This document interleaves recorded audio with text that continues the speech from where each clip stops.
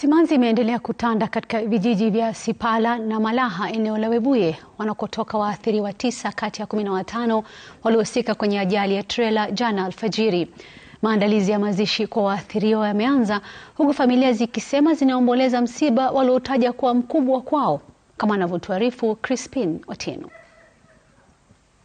Siku moja baada ya watu 15 kuangamia barabarani kufuatia ajali mbaya eneo la Webuye Jumanne, kijiji cha Sipala na Malaha kinaomboleza wapendwa wao.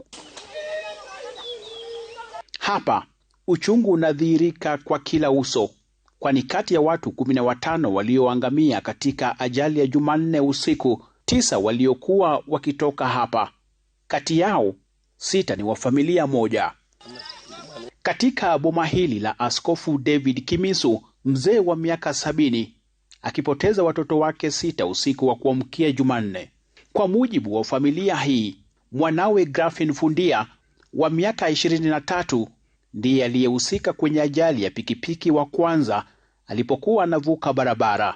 Jamaa zake walifika kumwokoa kabla ya ajali nyingine ya trela kukata breki na kuwakanyaga waliokuwepo. Ndugu yangu alikuwa huko ndani pamoja na mke wake. Ndugu yangu ameenda, bibi yake kwa hospitali amevunjika mkono. Na kwa familia hii tumepoteza watu wengi. Sisi kama familia hatuwezi. Tunaomba serikali iingilie katikati na itusaidie. Lori ilitoka Kitale ikawa imepoteza mwelekeo na ikawapata kando ya barabara. Sasa dereva ninashuku ya kwamba hakutaka kupitia yule maiti. Alijaribu kuepa apite kando ya maiti na bahati mbaya akapata wale waliokuja kushuhudia. Kando na 6 hao wa familia moja kuangamia, kijiji hiki vilevile kinapanga hafla ya mazishi kwa wengine 3 ambao pia ni jamaa zao waliokuwa katika ajali hiyo. Wakisikia ni mwanasiasa amekufa, amepata ajali ya ndege, wanakuwa wepesi sana kwa usaidizi, kwa kupledge, watasaidia, watasimamia, serikali itasimamia kuzika watu wao. Hawa wenye wamefariki, kama hii boma watu wamefariki 6.